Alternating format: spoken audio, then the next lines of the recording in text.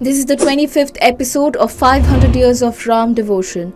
In the last 24 episodes of the series, you learned about the demolition of Sri Ram temple by Babur and then the war fought by saints and sages for Sri Ram Janmabhoomi. You learned how Guru Gobind Singh Ji contributed to the Ram Mandir struggle. Guru Gobind Singh Ji returned after the war with Aurangzeb.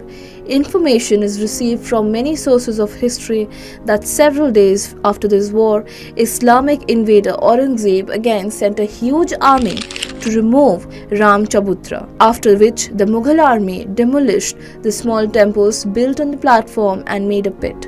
But Hindus still came there and continued worshipping. We will know what happened next in the next episode.